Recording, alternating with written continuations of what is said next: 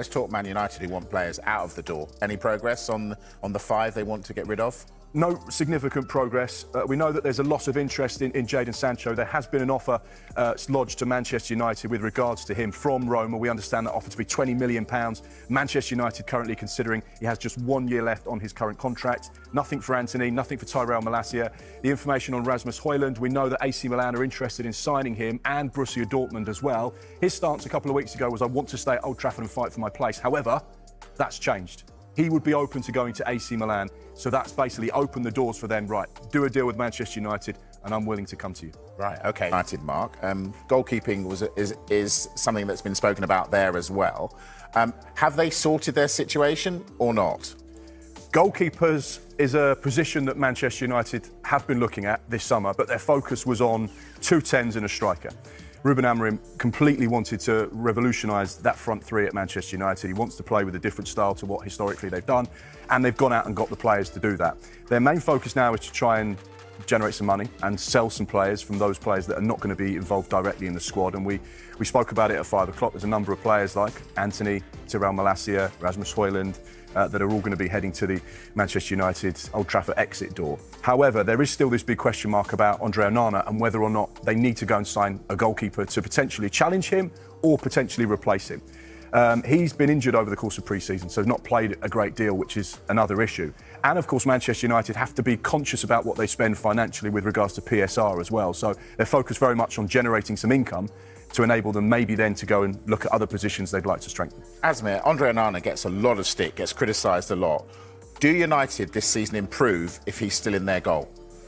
No, I think so. I think because, one, he's going to be more familiar with Ruben Amorim's system and the way he wants him to play. I think another year, Man United is getting used to the situation. But I think if we're talking about Donnarumma in this case and being able to bring him in, I think it's an upgrade. And, you know, these things don't come up every day. So maybe it's an opportunity they feel like it's too good to pass up. But I think Andre Onana, once he gets back fit, it's a shame when you miss pre-season. I think with a new manager having a full pre-season, I think it can be a very, very important thing. So for him to miss pre-season is probably very, very unlucky.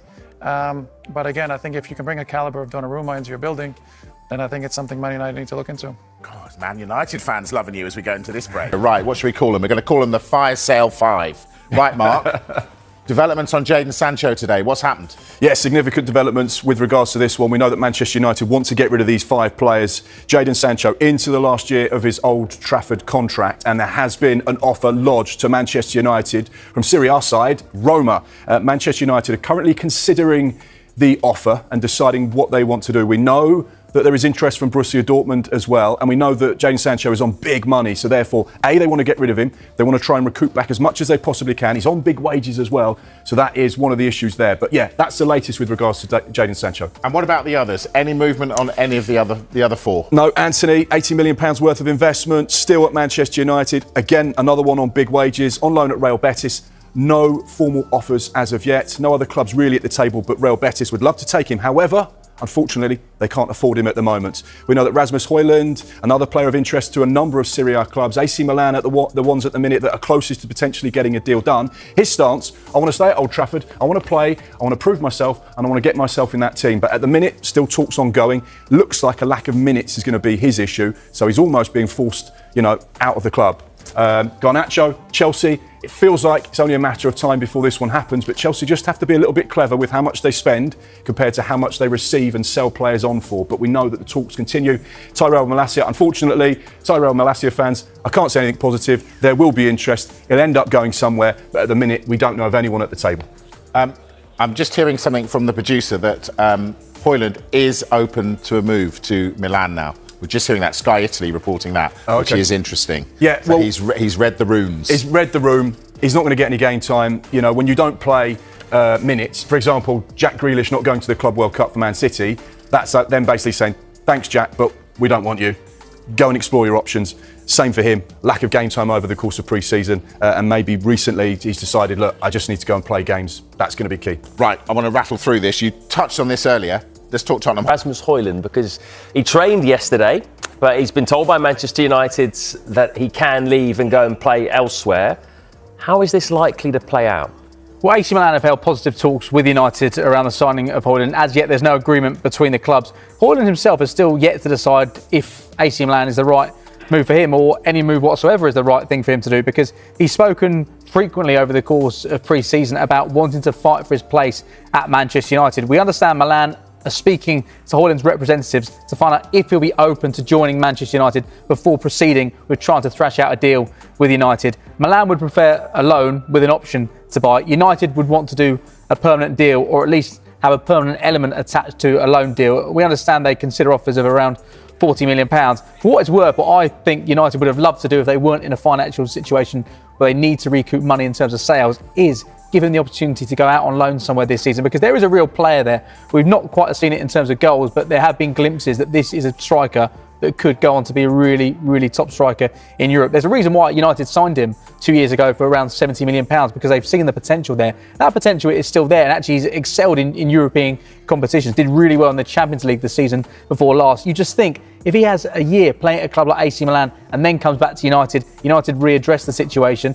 If United are in Europe next season, maybe they will need two strikers in the form of Šeško and Rasmus Højlund. I think there would be regrets if he goes permanently, because I do think he will go on and be a superstar somewhere else. I know that's a bold claim based on what he's done at the 2 years at United, but I do think there's a player there. There's not many number 9s, as we've learnt in this transfer window. That is why it costs so much to sign proven number 9s. I do think he needs a year of football where he is the number 9, which he won't be given this season at United. But I do think, because of the situation United are in, having spent more money than they probably thought they would heading into this transfer window, there does need to be one or two big sales just so they can stay within the rules when it comes to profit and sustainability. Because yes, the deadline is the 30th of June next summer to fit within the rules, but clearly this is the best window for sales, because you don't want to be leaving it until January, and you do not want to be leaving it until the start of next transfer window to get your business done before the 30th of June, when every club knows that you need to make sales to fit within the rules. Yeah, and well, that's the issue for Manchester United. It's not just Højlund, is it? There's a number of players, including, of course, Jadon Sancho, who they're still trying to find a home for. He doesn't seem like he's got a future at Manchester United, but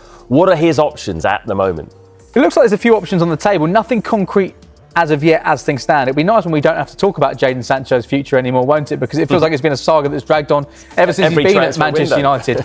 But Besiktas are a club that have shown interest in signing him. Their club president is quoted as saying they'll do their best to sign him if Sancho wants to join. And once he emerged as a potential target, Besiktas fans, they've been voting with their thumbs on social media, because they've been leaving more than 5 million comments on his latest Instagram post demanding Jadon Sancho come to Besiktas, come and join us. Borussia Dortmund remain interested, no agreement there. There has been reports in the Times that Roma have submitted a bid to sign Sancho on loan. We know there has been interest from clubs in Italy and Saudi Arabia. United, as they want to do with Rasmus Højlund, would prefer a permanent deal, and it's more pressing with Jadon Sancho because his contract runs out next summer.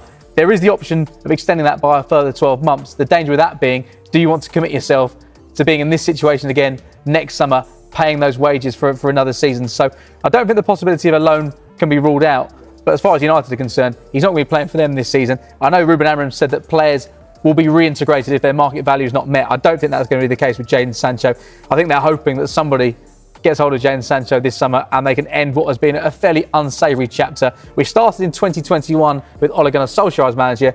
He's now the manager of Besiktas, they being one of the clubs interested in signing him. Yeah, interesting little plot twist that. Man United have spent over £200 million, pretty much all on attacking players, haven't they? So you look at their squad and you think there's probably still a few more holes that they could fill. Do you think that midfield is likely to be the next top priority? It looks like that would be the next thing on the list for United. Christian Eriksen departed in the summer at the end of his contract, so there's a space in the squad for him. Clearly, Casemiro, how much has he got left in the tank? He actually showed a bit of a renaissance at the back end of last season when it did look like